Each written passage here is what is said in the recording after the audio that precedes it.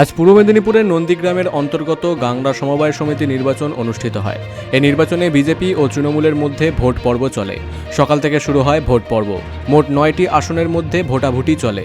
তবে শেষ হাসি হাসল বিজেপি। শুভেন্দু অধিকারীর বিধানসভা এলাকায় এই গাংড়া সমবায় সমিতি। এই দিন মোট 9টি আসনের মধ্যে 9টি পায় বিজেপি। সমবায় কৃষি উন্নয়ন সমিতি লিমিটেডের পরিচালক মণ্ডলী আজকের ভোট ছিল, 9টি সিটে ভোট ছিল। আমরা ভারতীয় জনতা পার্টি থেকে 9টি সিটেই ক্যান্ডিডেট দিয়েছিলাম এবং অপরদিকে তৃণমূল কংগ্রেস 9টি সিটও দিয়েছিল, বামপন্থীরা 2টি সিট দিয়েছিল। আমরা ভারতীয় জনতা পার্টি আজকে পরিচালনা সমিতির নির্বাচনে আমরা বিপুল ভোটে আমরা 9টি সিটেই জয়লাভ করেছি। এই জয় আমাদের ভারতীয় জনতা পার্টির জয়, এই জয় আমাদের শুভেন্দু অধিকারী জয়, নন্দীগ্রাম মানুষের জয়। এর কোনো প্রভাব এই এলাকাতে পড়বে না, কারণ এই এলাকার মানুষ ইতিমধ্যে সিদ্ধান্ত নিয়েছে যে শুভেন্দু অধিকারী যে সাম্প্রদায়িকতা ছড়াচ্ছে সারা পূর্ব মেদিনীপুর জুড়ে, নন্দীগ্রামও তার ব্যতিক্রম নয়।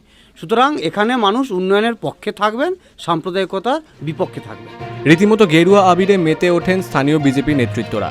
2026 সালের বিধানসভা নির্বাচনের আগে সমবায়ের এই ভোট বাড়তি অক্সিজেন যোগাবে বিজেপিকে, এমনটাই ধারণা রাজনৈতিক মহলের। পূর্ব মেদিনীপুর থেকে প্রসূন ব্যানার্জির রিপোর্ট, বিগ নিউজ বাংলা।